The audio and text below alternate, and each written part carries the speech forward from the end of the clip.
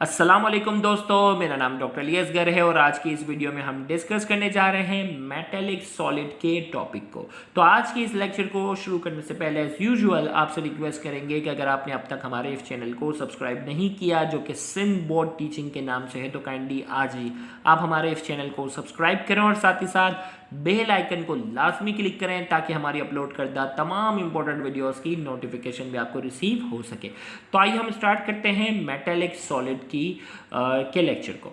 Particles of metallic crystal are metal atoms.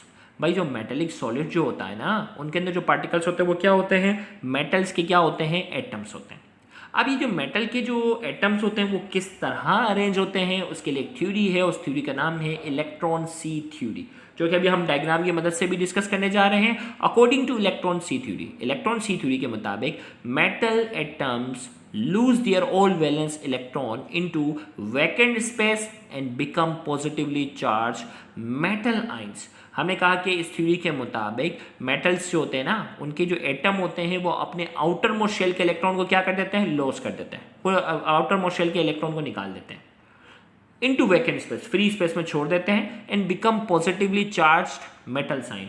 और ये क्या बन जाते हैं? मेटल आइन बन जाते हैं, जिनके ऊपर कौन सा चार्ज होता है? Positive. These positive charge metal ions arrange themselves in a three dimensional crystal lattice and bonded with sea of electron. और ये जो पॉजिटिव चार्ज मेटल आइंस होते हैं वो आपस में एक दूसरे को एक पर्टिकुलर क्रिस्टल की शक्ल में अरेंज कर लेते हैं, और वहां इसके आसपास क्या होता है? इलेक्ट्रॉन का पूरा एक सी का मतलब समंदर, इलेक्ट्रॉन का पूरा एक हुजूम होता है। अब मैं आपको थोड़ा सा डायग्राम की मदद से बताऊं कि ये डायग्राम हमें क्या बता रही है। देखिए भाई, ये बता रही है मेटेलिक बॉन्ड को। इसमें ये बता रहा है कि ये जो पॉजिटिव जो ना, देखें सबका जो आउटर मोस्ट शेल का जो इलेक्ट्रॉन है वो क्या हो गया? मेटल ने लॉस कर दिया। इसे कहते हैं डी लोकलाइज इलेक्ट्रॉन। क्या कहते हैं इसे? D localise electrons. अब ये जो पॉजिटिव जो आइन है वो अपने आप को एक मखसूस क्रिस्टल की शक्ल में क्या कर लेते हैं? अरेंज कर लेते हैं, जिन्हें हमने कहा मेटल आइन। अब जो वो मेटल आइन ने क्रिस्टल की शक्ल बना दी, और ये इलेक्ट्रॉन जो है वो क्या है? पूरा एक सी, इलेक्ट्रॉन का एक पूरा सी अगर कहते हैं कि एक पूरा ग्रुप जो है, गुच्छा जो है वो क्या है? इसके साथ जो है वो मेटल के साथ क्या है? अटैच है। तो इलेक्ट्रॉन सी थ्योरी जो हमें क्या बता रही है, आइए हम इसकी बात करते हैं। तो इलेक्ट्रॉन सी थ्योरी कह रही है, according to electron sea theory, metal atoms lose their all valence electron, अपने आउटर मोस्ट शेल के इलेक्ट्रॉन को निकाल देते हैं इनटू वैकेंट स्पेस में रिलीज कर देते हैं, and become positively charge metal ion. और वो क्या बन जाते हैं? पॉजिटिवली चार्ज मेटल आइन बन जाते हैं। दीज पॉजिटिव चार्ज मेटल आइन अरेंज देमसेल्फ, और वो पॉजिटिव चार्ज वाले जो अपनी दूसरे आपस में अरेंज करते हैं in a three dimensional crystal lattice, और थ्री डायमेंशनल क्रिस्टल लैटिस में अपने आप को अरेंज कर लेते हैं, and bonded with sea of electron. और इनके आसपास जो है वो इलेक्ट्रॉन का एक पूरा सी समंदर जो है उसके साथ क्या होता है? अटैच होता है।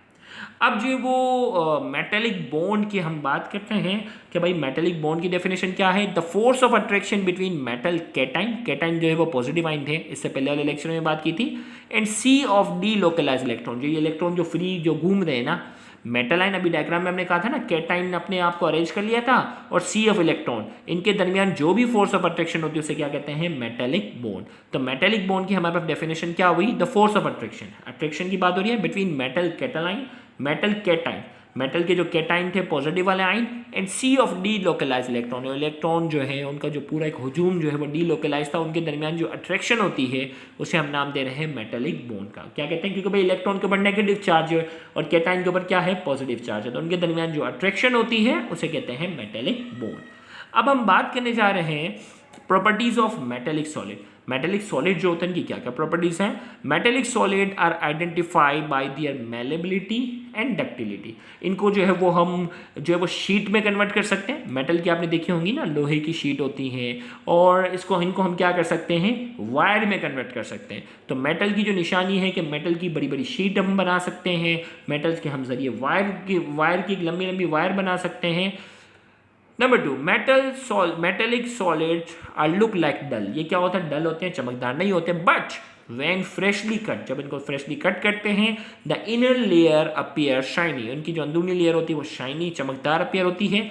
This property is known as metallic lustre. उस प्रॉपर्टी को हम क्या कहते हैं? Metallic lustre. यानी मेटल जो है वो बजाय डल होता है, लेकिन जब शार्पली तरीके से कट किया जाता है तो इसकी जो अंदरूनी लेयर होती है वो क्या होती है? अंदरूनी लेयर जो होती है वो शार्प मतलब चमकदार जो है वो क्या होती है?